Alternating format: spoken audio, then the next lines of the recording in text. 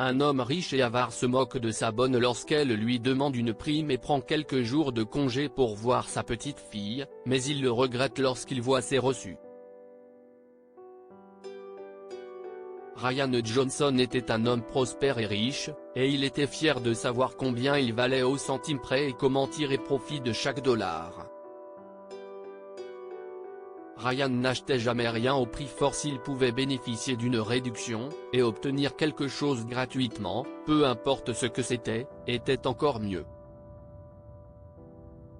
Quant à donner quoi que ce soit, oubliez.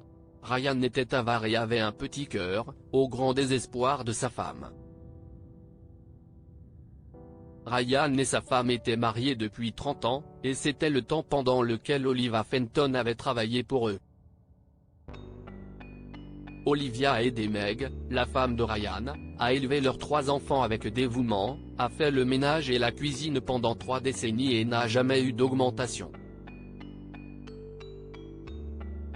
Ryan n'accordait une prime qu'à Noël, sur l'insistance de sa femme, et il aurait été furieux s'il avait su que Meg complétait le maigre salaire d'Olivia de sa propre poche dans son dos. Cet après-midi-là, c'était un samedi, Ryan revenait de sa leçon de tennis hebdomadaire et il était de mauvaise humeur. Sa femme est entrée dans son bureau et lui a dit « Chérie, Olivia veut te parler, sois gentil ». Ryan soupire. Il n'était tout simplement pas d'humeur, alors quand Olivia a frappé timidement à sa porte, il a crié « Entrez ». La femme âgée a souri timidement. Bonjour, monsieur Johnson, dit-elle.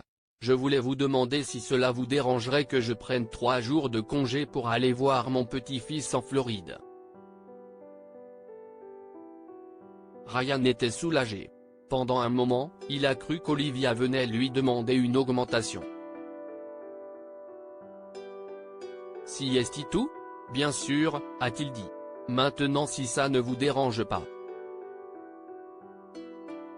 Il a fait un geste vers la porte, mais Olivia n'a pas bougé. Ses doigts se tordent dans son tablier et elle rougit.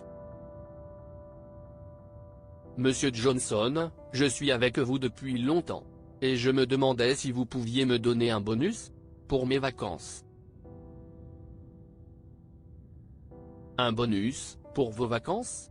Demande Ryan d'un ton acide. Croyez-vous que j'ai un bonus pour partir en vacances ?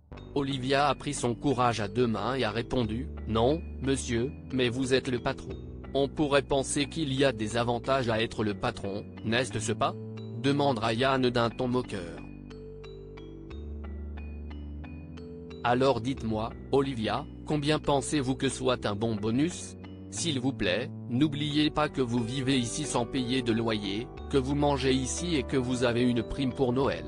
Olivia a eu l'air confuse et a balbutié, monsieur. Je ne sais pas.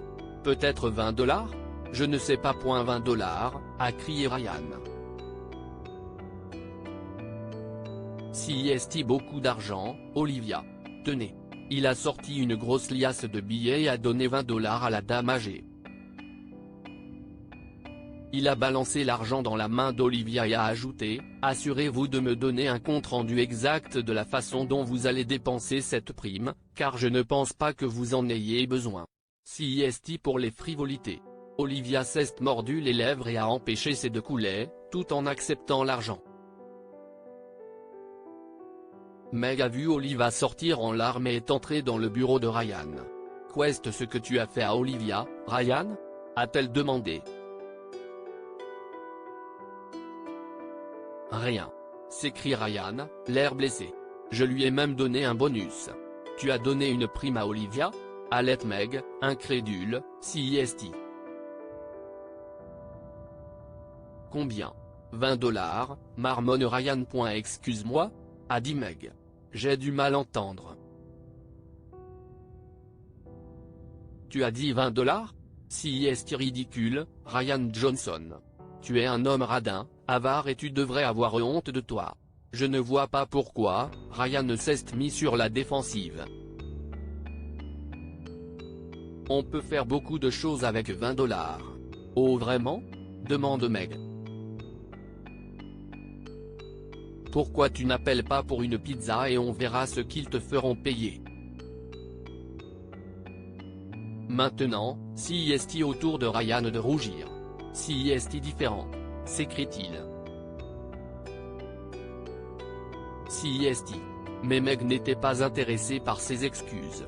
Elle a simplement fait demi-tour et est partie, ce qui a beaucoup contrarié Ryan car il adorait sa femme douce et généreuse.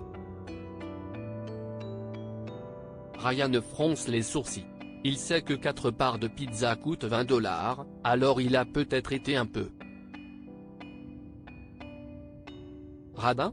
Il y a plein de choses que l'on peut acheter avec 20 $, se dit-il.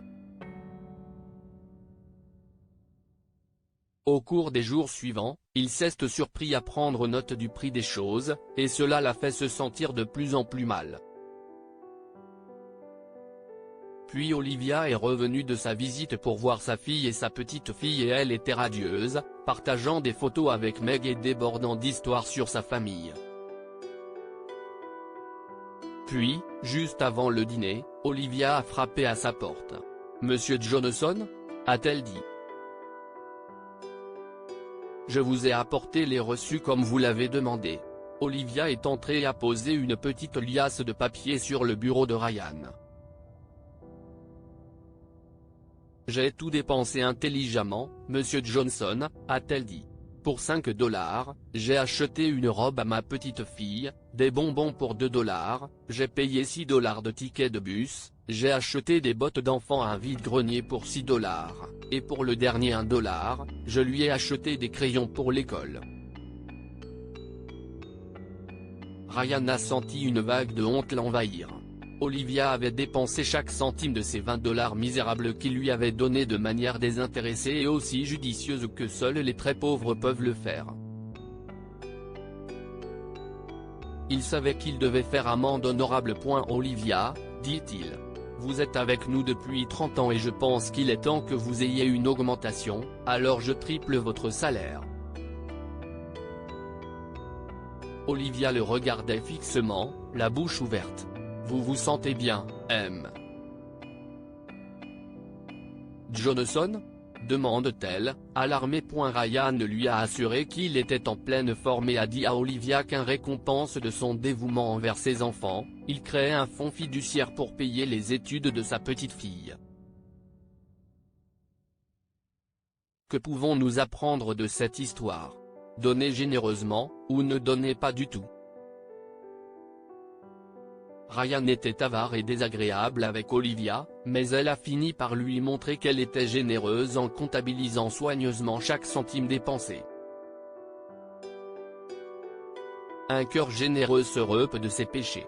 Ryan s'est repenti de son avarice et a fait amende honorable en accordant à Olivia une énorme augmentation et en payant les études de sa petite-fille.